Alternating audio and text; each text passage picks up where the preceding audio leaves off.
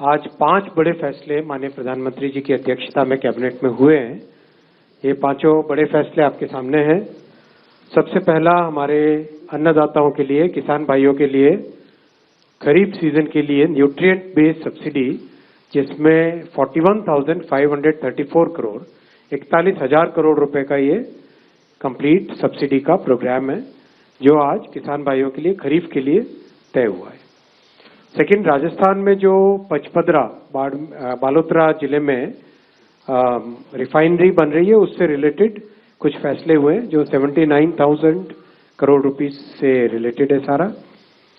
तीसरा बहुत बड़ा फैसला हुआ जयपुर में मेट्रो का फेज 2, इसके लिए 13,000 करोड़ रुपए का आवंटन हुआ है।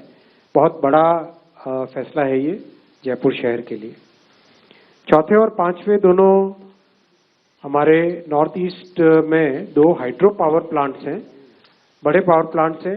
एक कमला हाइड्रो पावर प्लांट है, ये 1,720 मेगावाट का है, 26,000 करोड़ का है। दूसरा कलई 2, ये 1,200 मेगावाट का है, ये 14,000 करोड़ का है। तो टोटल आज 1,74,000 करोड़ रुपए से अधिक के फैसले आज कैबिनेट में हुए, जो कि मैं आपके सामने एक एक करके डिटेल में लेके आऊंगा। सबसे पहला, खरीफ सीजन के लिए न्यूट्रिएंट बेस्ड सब्सिडी स्कीम में 41,534 करोड़ रुपीस का सब्सिडी का पैकेज। हम सब जानते हैं कि माननीय प्रधानमंत्री श्री नरेंद्र मोदी जी ने कोविड हो चाहे वेस्ट एशिया में कॉन्फ्लिक्ट हो, किसानों के लिए, किसान भाइयों के लिए एक हमेशा एक तरीके से एक सेफ्टी शील्ड बन के खड़े हुए हैं, सेफ्टी शील्ड बन के खड़े हुए हैं। और किसी भी तरह के फर्टिलाइजर में अप्स एंड डाउन्स जो भी आए, कभी उसका प्रभाव हमारे किसानों पे पड़ने नहीं दिया है। साथ ही साथ इसमें और भी कई चीजों के प्रोडक्शन इसमें साथ में होंगे, polyethylene, polypropylene, LLDPE, HDPE, benzene, butadiene, sulphur, LPG भी, ये सब यहाँ पे बनेंगे। पेट्रोकेमिकल इंटेंसिटी इंडेक्स हाईएस्ट है इसका, 0 लिक्विड एफ्लुएंट डिस्चार्ज है। और नेल्सन कॉम्प्लेक्सिटी यानी कितने डिफरेंट टाइप्स ऑफ क्रूड को ये रिफाइन कर सकता है, इसको नेल्सन कॉम्प्लेक्सिटी इंडेक्स बोलते हैं। उसका 17 है, which is second highest in India. Bharat की डोमेस्टिक रिफाइनिंग कैपेसिटी को बहुत बढ़ा देगा और अच्छा इससे रेवेन्यू भी, करीब 21,000 करोड़ रुपए का रेवेन्यू केंद्र और राज्य को मिलकर आएगा। तीसरा आज का फैसला है जयपुर का फेज 2 मेट्रो, 41 किलोमीटर लंबा एक मेट्रो स्ट्रेच जयपुर का अप्रूव हुआ है। जयपुर बहुत बड़ा शहर बन चुका है, हम सब जानते हैं, करीब करीब 50 लाख की पॉपुलेशन पे पहुंच चुका है। और बहुत बड़ा conference, tourism, health care, education, इन सब सेक्टर्स के लिए, इन सब एक्टिविटीज के लिए जयपुर एक बड़ा प्रसिद्ध स्थान बन चुका है। और दिल्ली से नजदीकी होने का भी एक लाभ है।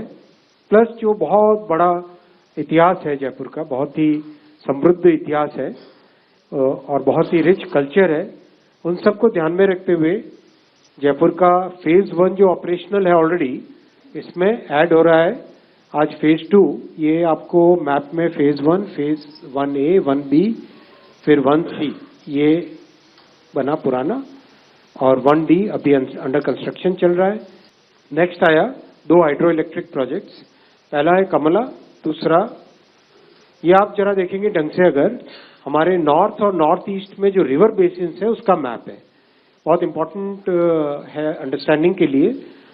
अभी हम ब्रह्मपुत्रा, इसमें जो 2 रिवर बेसिन जुड़ते हैं उस पर अभी फोकस करेंगे, लोहित बेसिन और सुबनसिरी बेसिन।